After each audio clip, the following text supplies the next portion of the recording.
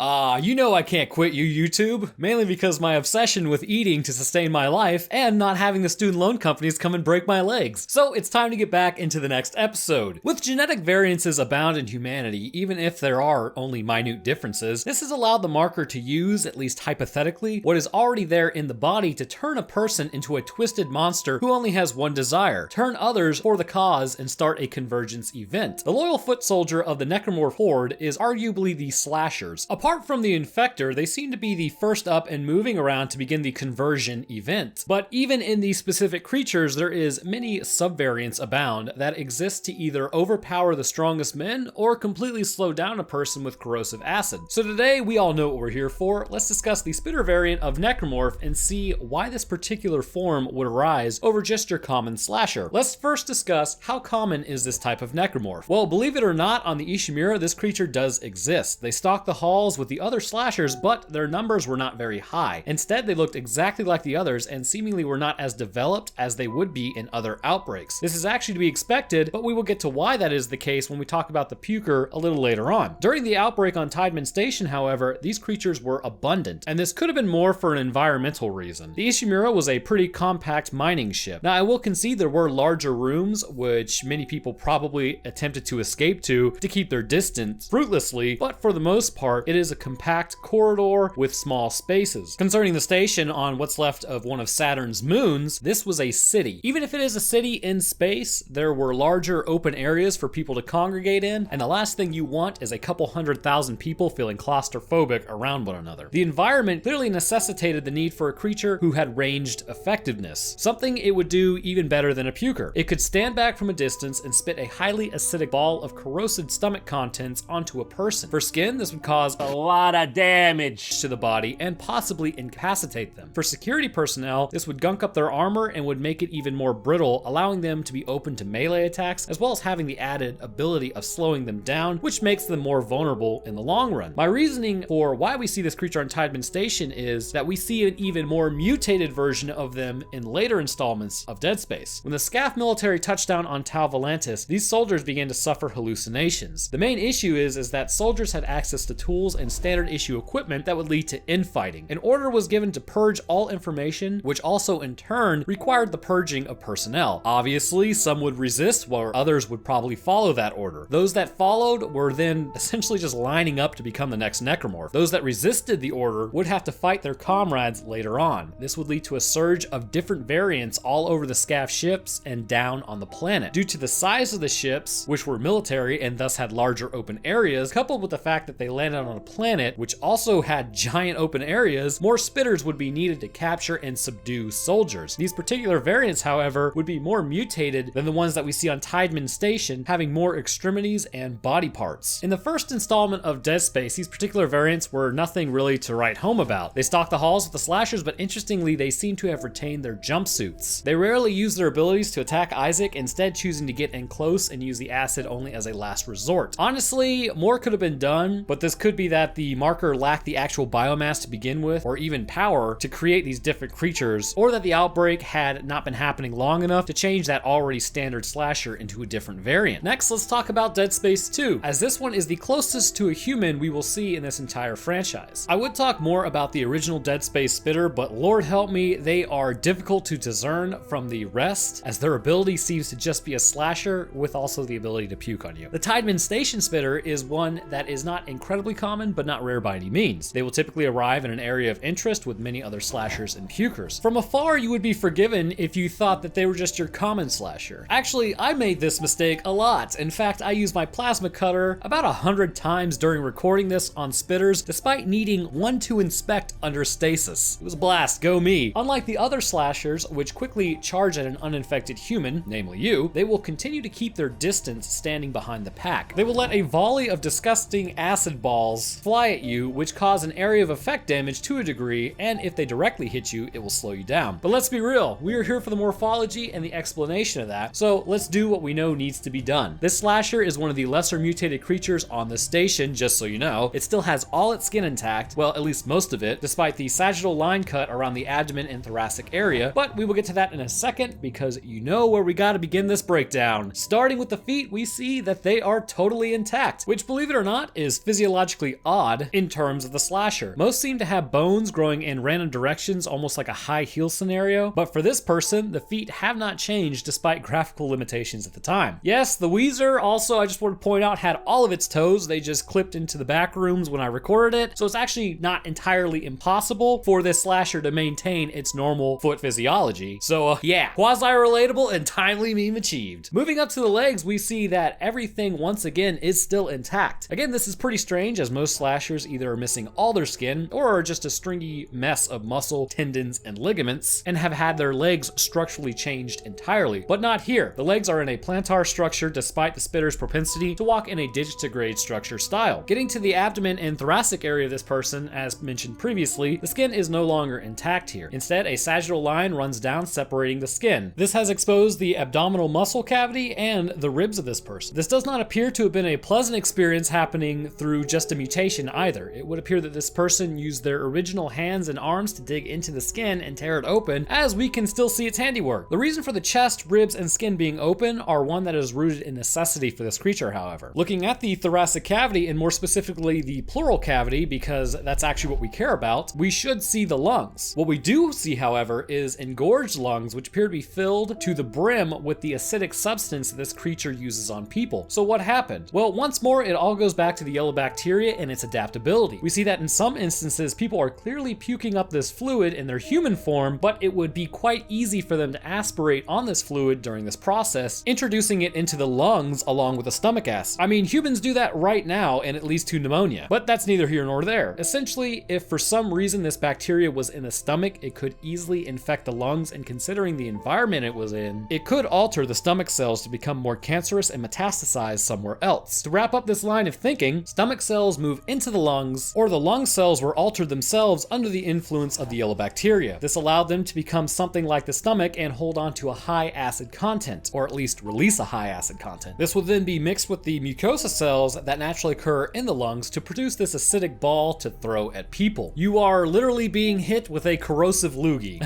That's pretty gross. One last thing that I would say about the lungs is, again, the aspiration. When this happens, it can feel like a person is suffocating, and the first thing they would do is clutch at their throat or chest trying to get air. This person was more than likely heavily under the influence of the marker to begin with, so they would pull open the skin in an effort to get some air pre-mortem. Moving to the arms, they are literally just arms. All the fingers, forearm muscles, elbows, humerus bones, biceps, triceps, the whole nine are all there. Although I would guess that rigor mortis has set in the arms, allowing this creature to hold open the skin, which means new arms are needed to be formed for the slasher appearance. As with many, these new arms come out of the tops of the shoulders near the base of the trapezius muscle. This sinewy mess is fully capable of attacking and grappling with people and is tipped with a sharp bony protrusion used for melee. I would hazard a guess as to say that these bones are the remains of the clavicles and perhaps even part of the scapula. A lot of muscle would have been voluntold to move up, and this is likely the erector muscles in the back as well as the latissimus dorsi. The neck of this variant is horrifying. About double the size of a normal neck, it has good reason to be this size. The front of it exposes the esophagus as well as the trachea. The esophagus in particular has been doubled in size, allowing it to move the fluid up through the stomach to form this acidic ball. We cannot see the trachea too well, but considering the size of the neck, I would hazard a guess as to say it has been doubled in size as well. Now strap in, because EMT school is starting to kind of pay off. Judging by the neck, then, the hyoid bone is completely gone and has more than likely been utilized by the jaw as well. Boom! Look at that anatomical knowledge. Getting to the head, we see that it's not just the leapers who have been altered. This jaw of this person juts outward and is tipped with the teeth on the side, almost like if you took the jaw and turned it sideways. This means that around the chin, the jaw would have needed to have been cracked in half and pushed forward to allow for a much larger mouth so that the balls of acid could be projected outwards towards humans. This has caused damage to the face of the person, seeing as the mouth is now roughly tripled in size. Want to see what happens when a brethren moon is orbiting a planet you currently find yourself on and there are quite literally millions of markers around you? No? Well, it's happening anyways. The SCAF variant of Spitter is still quite a horrifying visage. This particular creature looks a lot less human, and clearly this person was used more for its biomass than anything. The feet have become digitigrade rather than having the plantar structure that we see on Tideman Station. Tipped on those feet are claws, as they really walk on the balls of their feet as well. So the claws are used to kind of dig into the ground. The legs are a stringy mess of muscle and necrotic tissue. Actually, the entire body is like this. So there is nothing really to note except for one thing in particular: the addition of an entirely new head. On this particular form, the original head of the soldier is pushed to the side and down and appears to be mummified. A new head has sprouted out of the upper portion of the back. This head has a pretty profound consequence on the body, as it would have produced two spines more than likely. One going to the original head, which is what you were born with, and the other jutting off the thoracic spine. This has caused the creature to lean forward to get a good look at humans directly, meaning that the digitigrade structure of the legs works well here, as it is a more forward weight as opposed to the upright weight that we have. The head itself is grisly. It is nothing more than a smooth half sphere with one side lined with large teeth. More than likely, these would have been repurposed ribs that had moved to the head on this creature. Still, however, they are able to do the same as spitters on Tideman Station and spew acid on a person, slowing them down so they can attack. Predominantly a ranged creature, they will appear with groups to keep their distance. So get in close and give them a kiss with your plasma cutter. Now, I promised I would talk about the differences between the Pukers and spitters. It appears to me to be based on two factors mainly, and possibly a third factor that might contribute but is not as important. The first being, are you male or female? The Pukers are very much so just male, and have the biomass to become what they are. The spitters are female, more than likely based on that they would have less biomass available for the conversion, so their forms would be different. The second appears to be amount of marker signal. On Tideman Station, it is one giant marker turning everyone. Now, for the marker to be this size, it must put off more energy that EarthGov was seeking, otherwise why build it so large? So this yielded different variants than we see with the smaller marker on the Ishimura. The males and females were turned into different creatures because of the marker, but it still boiled down to biomass. On Tal Volantis, however, there are millions of these markers. Because of this, it didn't matter whether you were male or female, the signal was strong enough to convert your cells, thus your organ systems and muscles, into what was needed to ensure a convergence event. This yielded the spitters we see that are completely mutated and have essentially had their bodies overtaken and repurposed, which has grown entirely new heads. So the third and less important factor may be that the underlying disease a person originally had. Much like how I hypothesized that the Pukers had some sort of overproduction of acid in their body, more than likely a result of GERD, which is gastric esophageal reflux disease. This could have spilled over after becoming necromorphs and was utilized later on. The same can be said for the female version. They had this overproduction of stomach acid and even some sort of esophageal cancer, which is basically just your esophagus becoming stomach cells that are producing acid. This could have increased to a large degree during the conversion process to create the spitter we see. So how does this creature game into you? Well, it's actually like the leapers and slashers in a lot of ways. You should have gone for the head. The creature will either latch onto Isaac's neck or encase his head entirely. When it does this, it will quickly jerk to the side and it's lights out after that. The other way to be game-ended by it is just simple corrosion. The acid is quite damaging, and after eating its way through armor, it can be assumed that it will start to hit something vital, leading to the body to become non-operational. Anyways, thank you guys for watching. Hopefully this video won't be smacked down like the Last of Us video I just put out. As I was writing this, I can say that eventually these rules will become so restrictive, it's going to be a lot tougher to cover these types of games. Anyways, if you liked the video, leaving a like helps, and subbing is a great way to keep up with the channel. I would drop my Twitter, Patreon, Discord, and merch links in the description if anybody's interested in that. And I would like to thank my patrons. It's Not a Spoon, Freedom Units 44, and the Lone Titan. Thank you guys for your awesome support, and for the rest of you, I thank you as well, because once again, as YouTube gives me the dreaded yellow dollar sign without any explanation, it's gonna get a lot tougher to know what's allowed and what isn't, so yeah, that's real fun. Anyways, thanks for watching, guys, and I will see y'all in the next one.